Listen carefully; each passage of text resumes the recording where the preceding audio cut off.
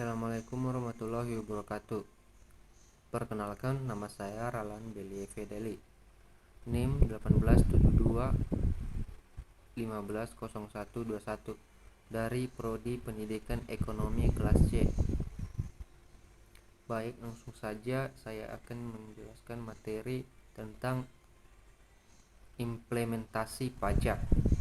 Implementasi pajak dalam model general equilibrium adalah suatu sistem persamaan simultan tak linear yang mensimulasikan bekerjanya perekonomian dengan mengakomodasikan penyesuaian perubahan harga dan kuantitas komoditi sebagai penyeimbang pasar faktor produksi maupun pasar komoditi. Dalam model general equilibrium ada beberapa hal yang perlu diperhatikan, yaitu 1. Bentuk persamaan yang tak linear. 2. Penyesuaian dalam variabel harga dan kuantitas. 3. Keseimbangan pasar produksi dan komoditi. 4. Perilaku pelaku ekonomi yang optimal. Dan 5. Struktur perekonomian. Butir pertama hingga ketiga menjelaskan bahwa model equilibrium akan selalu menghasilkan satu set harga dan kuantitas dari seluruh komoditi yang menjamin terjadinya keseimbangan di semua pasar, di mana perubahan harga kuantitas komoditi berubah secara tak linear. Komoditas. Pengertian komoditas atau komoditi adalah sebuah produk atau barang yang bisa diperdagangkan dengan tujuan untuk mendapatkan keuntungan. Perdagangan komoditas juga dapat dilakukan dengan cara menukarkannya dengan produk atau barang yang dengan catatan nilai dari kedua barang tersebut sepadan. Menurut Kamus Besar Bahasa Indonesia komoditas memiliki arti berupa produk dagangan utama, dapat juga dikatakan sebagai benda niaga. Umumnya, produk mentah dapat digolongkan berdasarkan beberapa hal, yaitu mutu dan sesuai standar perdagangan internasional. Contohnya seperti kopi, gandum, jagung, karet, beras, dan hal lain sebagainya. Berdasarkan pengertian komoditas di atas, terdapat dua sifat yang memiliki komoditas. Kedua sifat tersebut antara lain adalah 1. Suatu barang akan diproduksi dan dijual oleh banyak produsen. Produsen tersebut berbeda-beda. 2. Suatu barang akan seragam dalam kualitas pada setiap rantai pemasaran.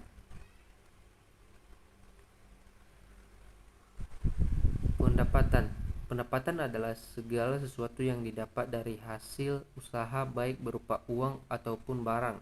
Pendapatan merupakan seluruh uang yang diterima seorang atau rumah tangga selama jangka waktu tertentu, atau biasanya 1 tahun. Berdasarkan ilmu ekonomi, pendapatan adalah hasil dari kegiatan penjualan barang atau jasa di sebuah perusahaan dalam periode tertentu. Sebenarnya tidak hanya dari hasil penjualan. Pendapatan sebuah perusahaan bisa juga berasal dari bunga dari aktiva perusahaan yang digunakan pihak lain, dividen, dan royalti. Semuanya dijumlahkan dan dicatatkan dalam pembukuan perusahaan. Selain itu, pendapatan juga bisa didefinisikan sebagai biaya yang dibebankan kepada pelanggan atau konsumen atas harga barang atau jasa. Pendapatan merupakan faktor penting dalam perusahaan karena merupakan tolak ukur maju atau mundur sebuah perusahaan. Semakin besarnya pendapatan, perusahaan tersebut dinilai semakin maju. Begitu pula sebaliknya. Ada juga jenis-jenis pendapatan. Dalam perbankan, jenis pendapatan dibagi dua, yaitu pendapatan operasional dan pendapatan non-operasional. Pendapatan operasional merupakan hasil yang didapat langsung dari kegiatan operasional suatu perusahaan. Pendapatan operasional kembali dibagi dua golongan, yakni pendapatan bersih dan pendapatan kotor. Pendapatan kotor mendapatkan nilai asli dan faktur penjualan sebelum dikurangi faktor return barang dan potongan penjualan. Pendapatan bersih, pendapatan dari hasil penjualan barang atau jasa setelah dikurangi faktor return barang dan potongan penjualan. Pendapatan non operasional. Pendapatan non operasional adalah pendapatan otomatis diterima tanpa adanya kegiatan penjualan. Pendapatan non operasional juga dibagi dua golongan, yakni hasil sewa dan bunga. Hasil sewa merupakan hasil yang didapat setelah menyewakan suatu objek, misalnya menyewakan rumah atau mobil. Bunga merupakan hasil yang didapat sebagai meminjam uang kepada pihak lain. Sumber-sumber pendapatan.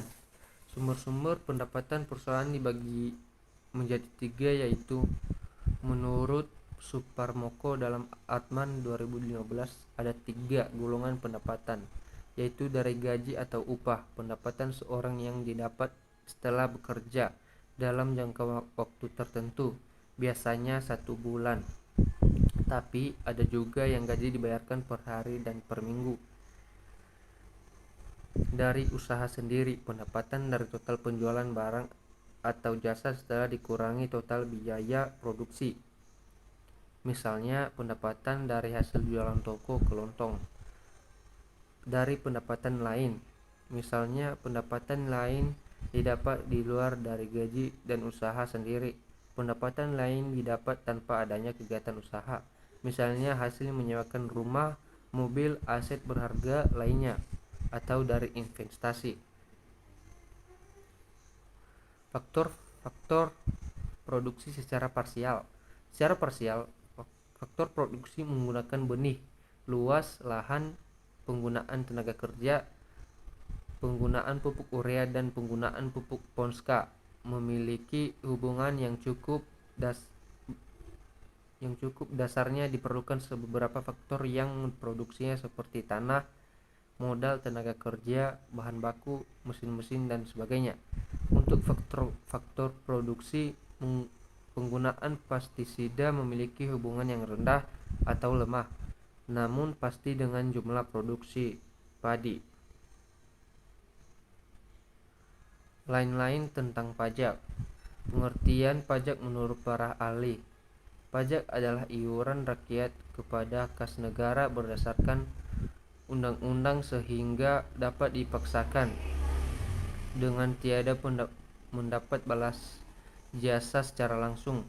Pajak dipungut berdasarkan norma-norma hukum guna menutup biaya produksi barang-barang dan jasa kolektif untuk mencapai kesejahteraan umum. Jadi, pajak merupakan hak prerogatif pemerintah. Iuran wajib yang dipungut oleh pemerintah dari masyarakat untuk menutupi pengeluaran rutin negara dan biaya pembangunan tanpa balas jasa yang dapat ditunjukkan secara langsung berdasarkan undang-undang. Menurut para ahli, Charles M.Ec. Lure, pajak ialah tanggung jawab keuangan ataupun pajak yang mengenai atas wajib oleh negara yang fungsinya sederajat dengan negara yang dipakai untuk menjamin beragam macam biaya publik.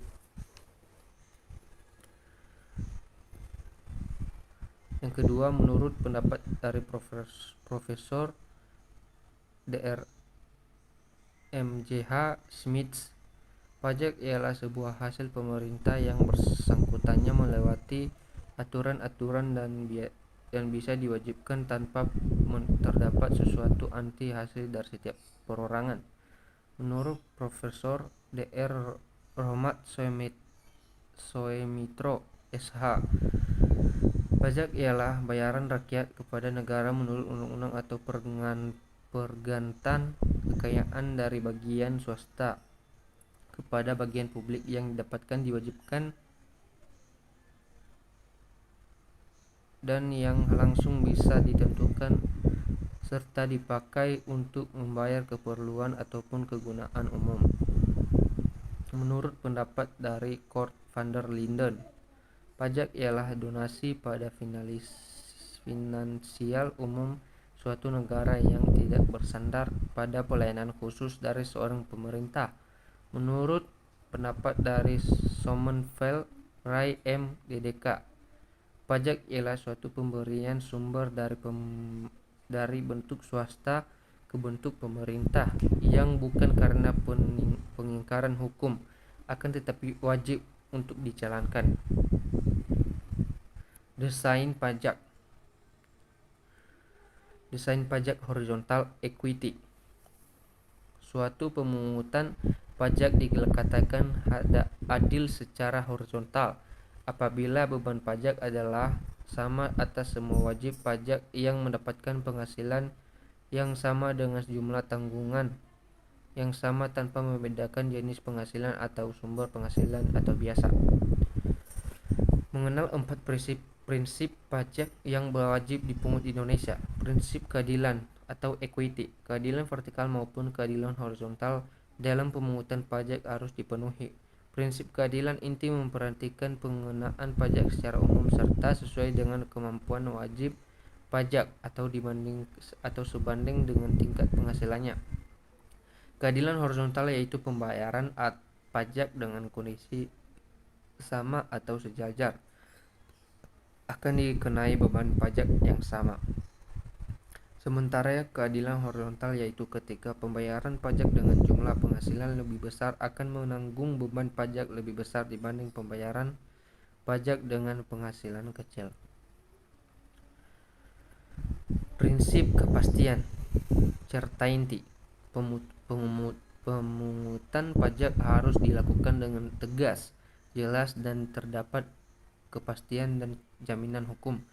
Prinsip kepastian memberikan kemudahan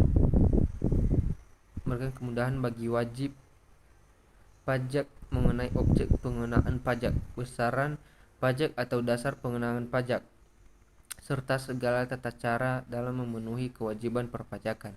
Hal tersebut dimaksudkan agar mudah dimengerti oleh wajib pajak dan memudahkan administrasi. 3. Prinsip kecocokan atau kelayakan convenience. Pajak dipungut hendaknya tidak memberantakan wajib pajak serta hendaknya sejalan dengan sistem self assessment. Artinya pemerintah mengutamakan serta memperhatikan layak atau tidaknya seorang dikenakan pajak, sehingga orang yang dikenai pajak akan senang hati dan tulus memenuhi dan membayar kewajiban pajaknya. 4. Prinsip ekonomi.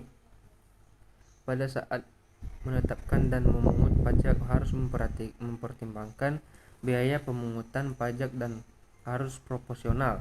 Pemerintah akan menerapkan sistem perpajakan yang efektif dan efisien, seperti biaya pemungutan pajak yang rendah.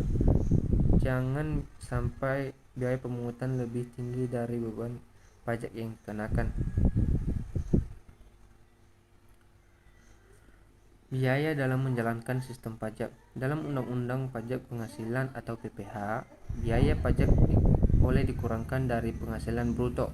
Namun demikian, tidak semua jenis pembayaran pajak boleh dibebankan. Dalam pasal 6 ayat 1 huruf A angka 9 UU PPh, semua jenis pajak boleh dibiayakan kecuali PPh.